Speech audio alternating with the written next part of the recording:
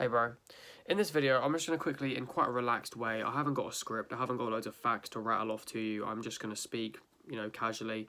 I'm going to discuss things that I do based around my sleep and also how I gauge my sleep and stuff like that, just to, possibly help you with improving the quality of your sleep, tracking your sleep and all that stuff, as well as other random information that I can throw at you about sleep. So I'll get into it now then.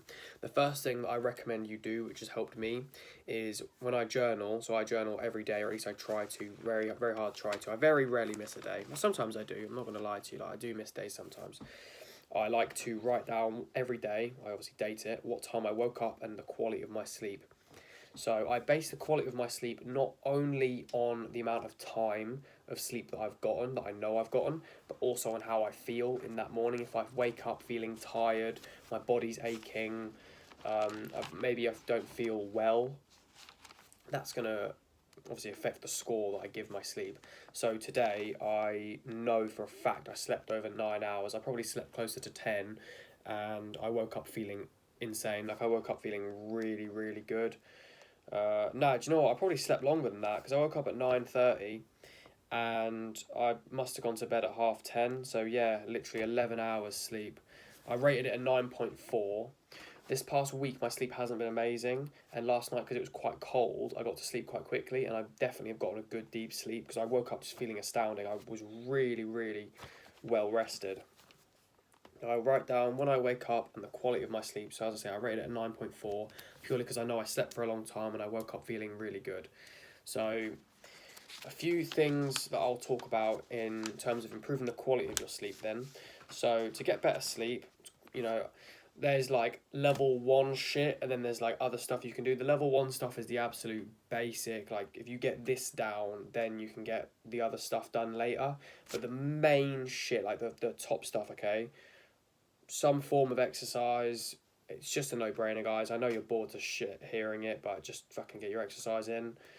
Good diet. I know you're bored of it. I don't care. Yeah, consistent schedule. So try and get into bed around the same time. Obviously have your like nighttime routine, so like, your hygiene, your teeth and your shower and your face. Get into bed at around, so for me, I was going to bed at 9 o'clock, but now it's a little bit later just because of, I don't know, just working more and such. So now my bedtime is around 10:30. That's when I get into bed. I've already had about an hour before that with no screens.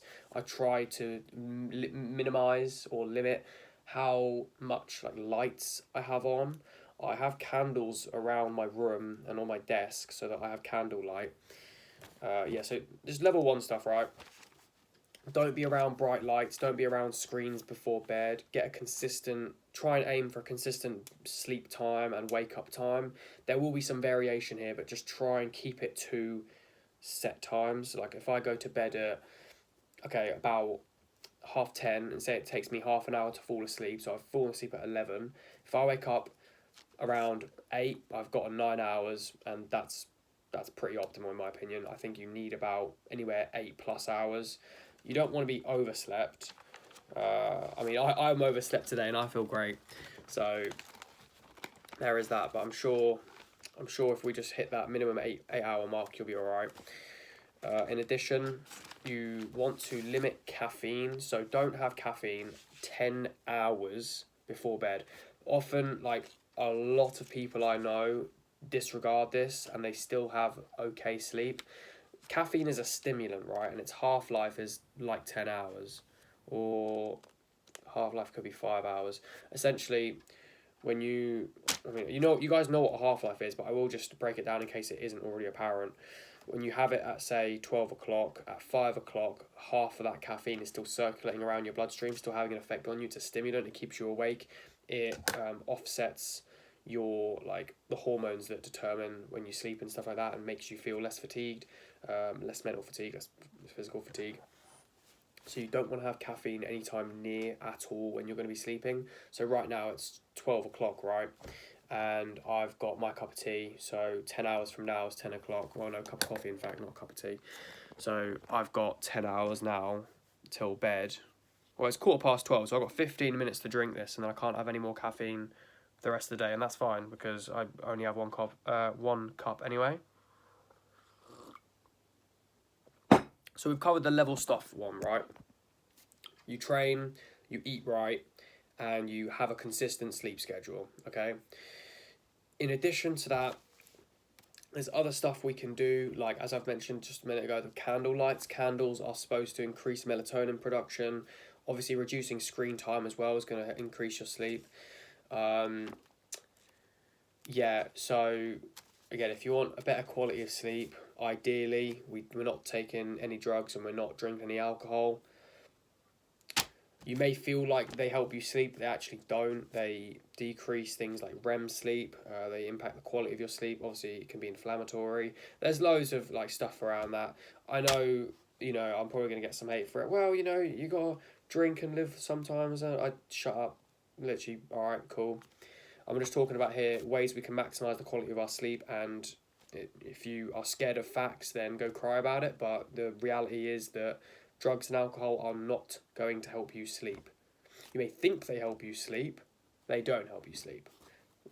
That's just how it is. So we've covered so far then, tracking our sleep, diet, exercise, lights, schedule. Okay, gauging the quality of our sleep then, that's what I'm going to discuss now. So, when you wake up, right, I'm going to assume I've got a pretty large male audience purely because I can't see many girls. I mean, I don't know if this sounds sexist, but I can't see many girls watching many of my videos, like just because they're not really. Maybe they have an appeal. Maybe women do watch my videos. Maybe there's women watching this right now. Awesome, welcome to the channel. If you're a guy, okay, women don't have penises, so you guys aren't going to really understand this, okay? If you're a guy, right, and you are normal and healthy, like just, okay, if you haven't got like fucking metabolic disease or anything like that, when you wake up, you should have a morning erection, right? That's just baseline, that's just how it should be, okay? So when we're asleep, obviously, that's when our body recovers and repairs, and we do loads of different stuff when we're asleep. Like, obviously, you rebuild muscles, you break down the food, and it gets sent around the body and stuff, and you replace hormones and everything. Loads and loads of processes are going on when you're asleep. One of those is testosterone production. Obviously, if you're a man watching this, you probably understand the importance of testosterone. I'm not going to get into that. But because you produce it during the night, and it's obviously flowing around your blood and obviously, connecting to receptors and stuff like that and getting binded by all sorts of random, it's going to be circulating, and that's what causes your morning erection.